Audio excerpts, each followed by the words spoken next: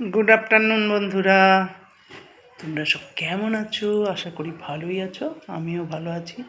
আমার দুপুরে রান্নাবান্না সারা কি কি রান্না হলো দেখাই তোমাদেরকে একটা কথাই বলেছিলাম আমি, যে আমি ভালোটাও দেখাবো মন্দটাও দেখাবো।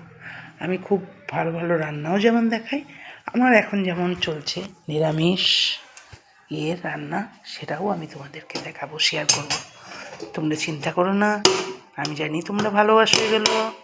এই যে ডেলিকার মতন সাদা ভাত, আজকে ছোট্ট হাঁড়িতে সাদা ভাত করেছি, কারণ আমার এই যে দুটো জল দেওয়া ভাত আছে, ঠিক আছে।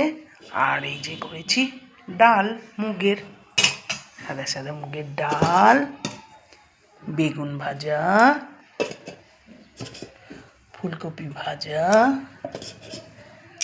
আর আলু পোস্ত,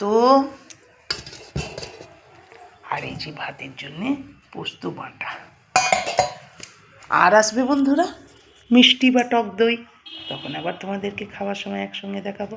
এখন রাখি, আমার দুপুরের লাঞ্চের মেনুটা যদি ভালো লাগে একটা কমেন্ট করে দিও, একটা লাইক করো, একটা সাবস্ক্রাইব করে আমার চ্যানেলটার পাশে দেখো।